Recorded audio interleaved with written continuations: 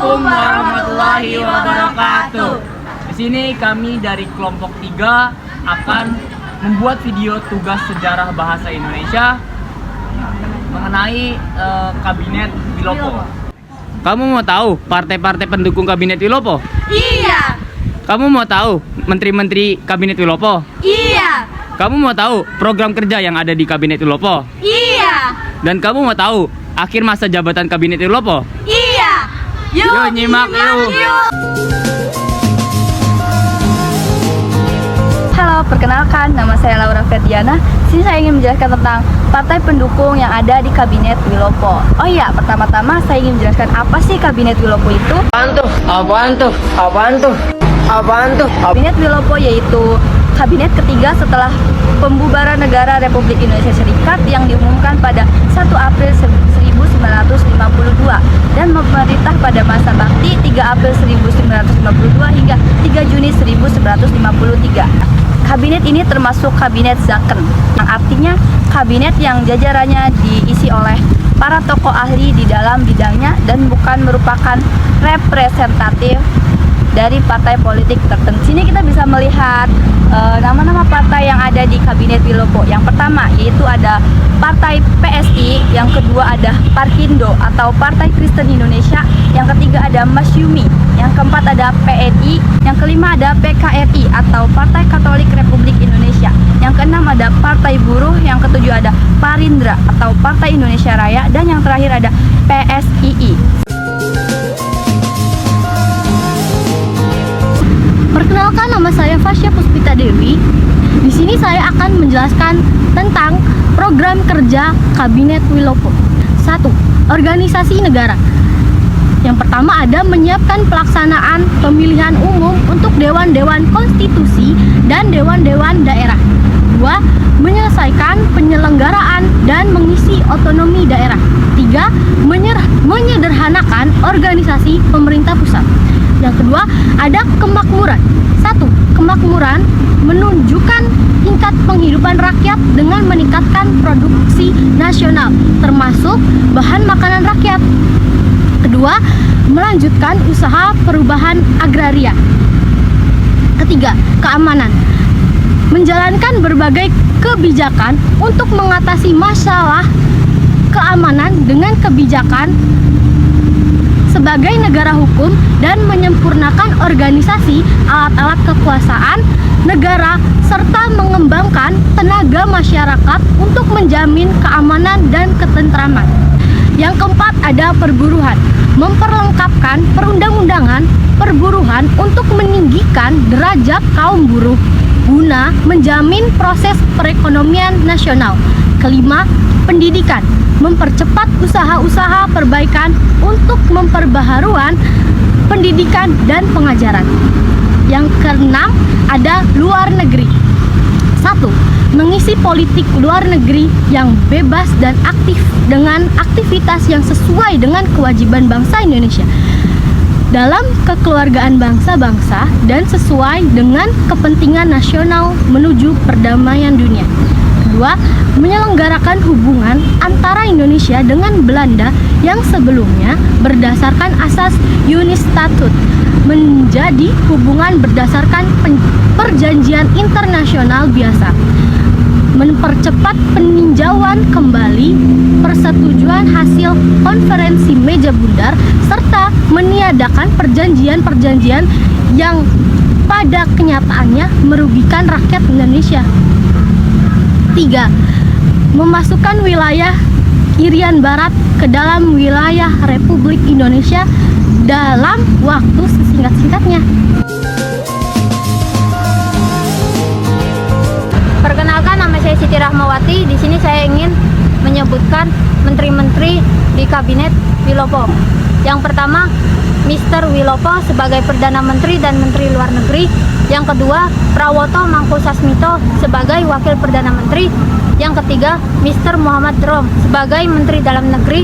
Yang keempat, Sri Sultan Hamengkubuwono IX sebagai Menteri Pertahanan. Yang kelima, Mr. Lukman Wiaradita sebagai Menteri Kehakiman. Yang keenam, Mr. Arnold Mononuto sebagai Menteri Penerangan.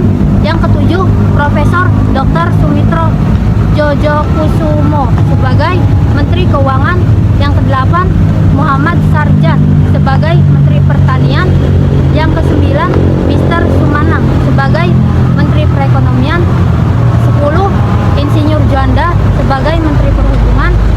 11, Insinyur Suarta sebagai Menteri Pekerjaan Umum. 12, Iskandar Teja Sukuma sebagai Menteri Perburuan. Yang ke-13, Anwar Cokroaminoto sebagai Menteri Sosial. Yang ke-14, Profesor Dr. Badar Johan sebagai Menteri Pertahanan dan Keamanan. Yang ke-15, Kiai Haji Fakih Usman sebagai Menteri Agama. Yang ke-16, Dr. Johannes Leimana sebagai Menteri Kesehatan. Yang ke-7, Raden Panji Suroso sebagai Menteri Urusan Pegawai Negeri.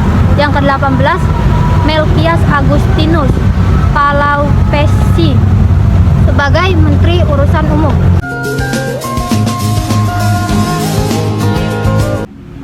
Hai, saya Rizky Maulidia Soleha. Saya akan menjelaskan tentang akhir kekuasaan Kabinet Wilopo. Kekuasaan dari Kabinet Wilopo mengalami beberapa persoalan selama menjabatnya. Yang pertama ada krisis ekonomi.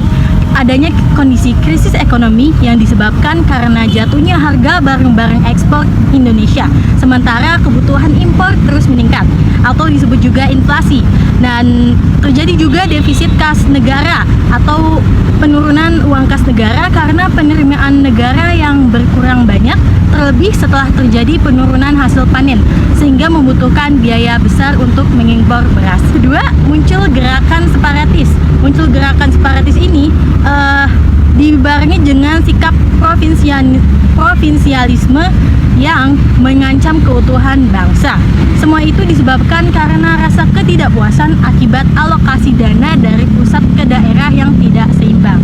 Dan selanjutnya akan dijelaskan tentang peristiwa-peristiwa penyebab jatuhnya Kabinet Wilopo. Yang pertama ada peristiwa 17 Oktober 1952 dan yang kedua ada peristiwa Tanjung Morawa. Yang kedua yaitu muncul peristiwa Tanjung Morawa. Munculnya peristiwa Tanjung Morawa mengenai persoalan tanah perkebunan di Sumatera Timur, lebih tepatnya di Delhi, sesuai dengan perjanjian konferensi meja bundar. Pemerintah mengizinkan pengusaha asing untuk kembali ke Indonesia dan memiliki tanah-tanah perkebunan. Tanah perkebunan di Delhi yang telah ditinggalkan pemiliknya selama masa Jepang telah digarap oleh para petani di Sumatera Utara dan dianggap miliknya.